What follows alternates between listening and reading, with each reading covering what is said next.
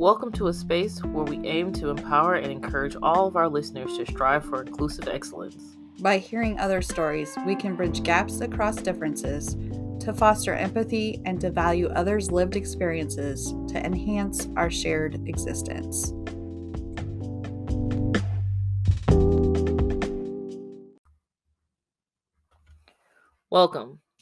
Welcome. We're so excited to have you join us today.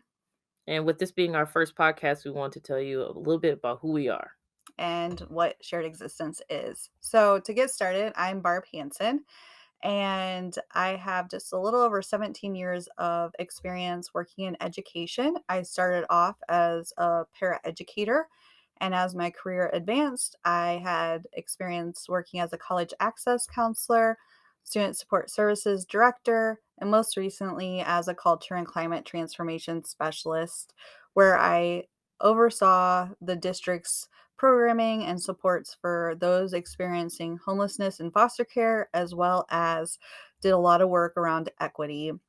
Most recently, I have left that career for consulting, and the focus is now on doing this, on improving our shared existence.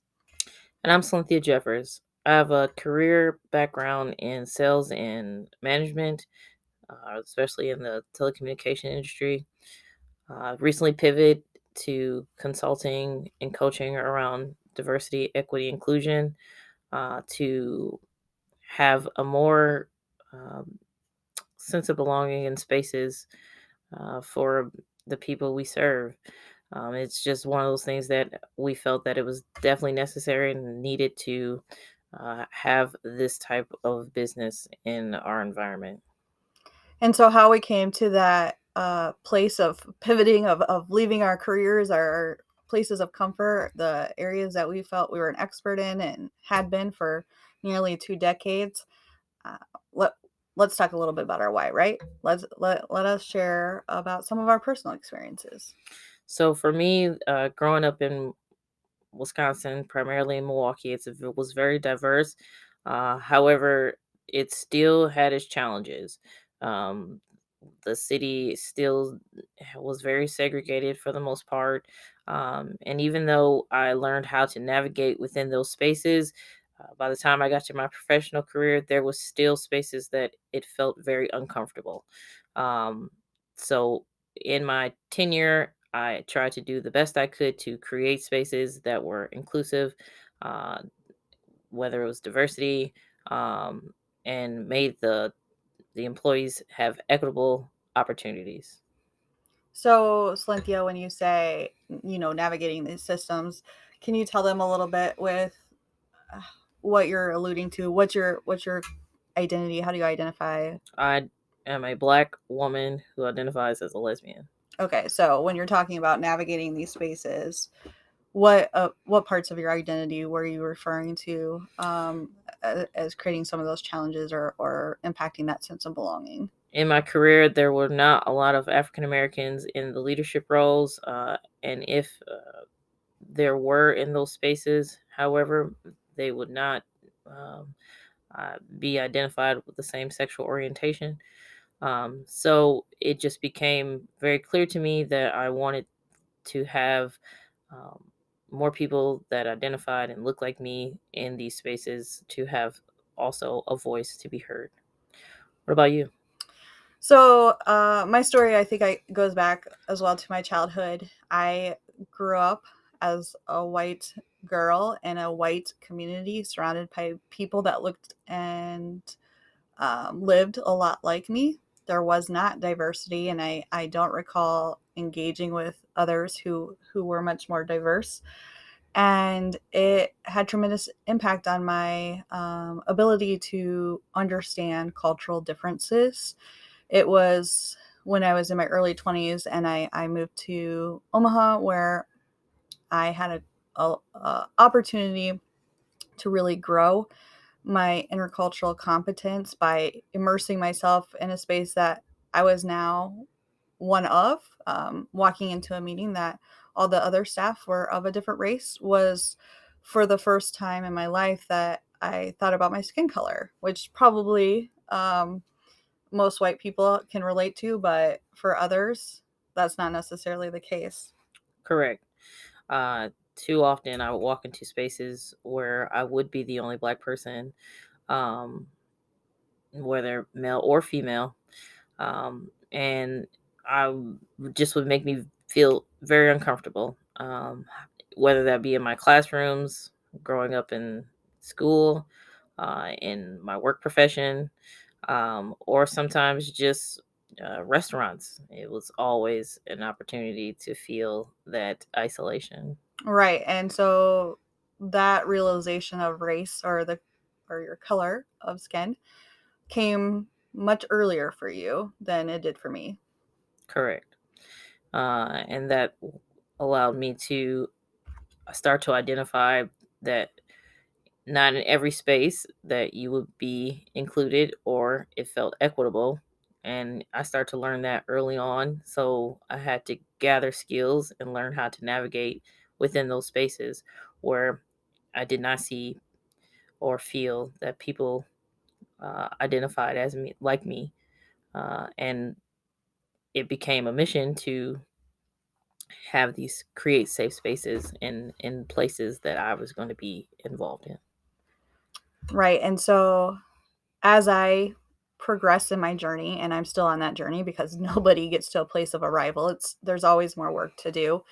I worked very hard to ensure that those voices who were not being heard were heard, and valuing lived experience over those who were making decisions just based on their position, right? So largely in education, the leadership is white, and those that are at the top are also white. So you have white people leading with while they're consulting other white people, and I was constantly asking questions and pushing, those conversations with regarding the lack of representation, right? And so um, it has been really eye opening to have that experience, but also having interactions with those who do have different backgrounds, uh, pushing back to my own thoughts and my own processes, and exposing some of the work that I still had to do. And yeah, agreed, because the work's never done. I mean, even in my own journey, trying to understand why these feelings um, were so prevalent in my life, and understand that there was systematic things that were kind of happening that also created these biases um, in people that I interact with or just in situations. And so, w- you know, the instances where you would feel uncomfortable for a moment or a brief period of time, like I said, was something that I live with daily. Hmm. And we need to, this is why we wanted to create this space and this organization to help people see that um, we all have lived experiences that are very similar, uh, but with hearing stories such as yours and mine and other people who have their story to tell, we can all get to the same shared existence and have that sense of community amongst each other.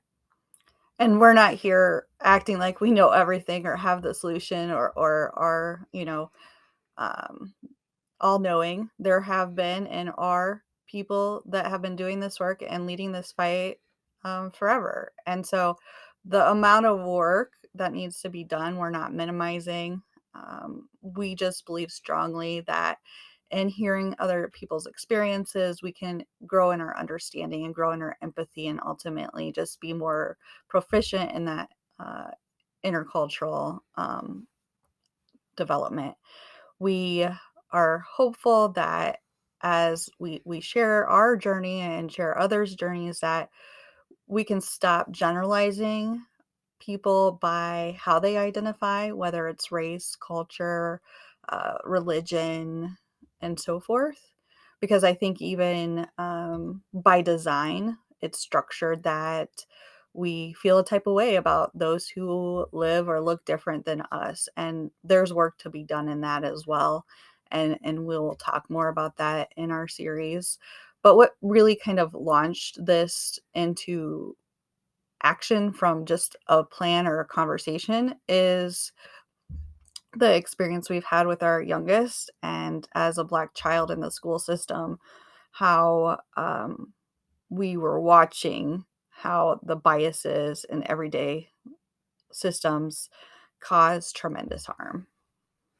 And again, which is more reason why we wanted to create a safe space so that he can grow up and have, a full, vibrant experience about his school and education, have a full ness in his identity, and not feel that he's being minimized or not being seen or heard or represented. Correct. And we want this for him, and we want this for all kids. So we felt like we had no choice but to do this work for children and adults everywhere.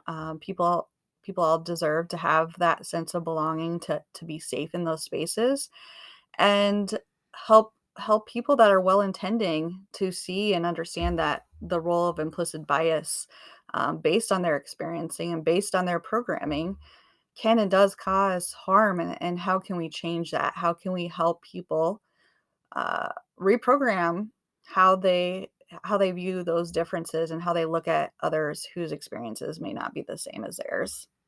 So tune in to our podcast so that you can hear some of the stories that we share about how we are going to help enhance our lived experience so that we can help shift mindsets. Absolutely. There will be more stories to come, and if you would like to share yours, reach out to us. We would love to have you on our podcast and feature your story, and just keep coming back. If one week it is uncomfortable, and the topic doesn't sit well with you, no, that's okay. Part of this is working through those feelings and pushing through it, and just keep coming back. So thank you again for listening and tune in next time. Thank you.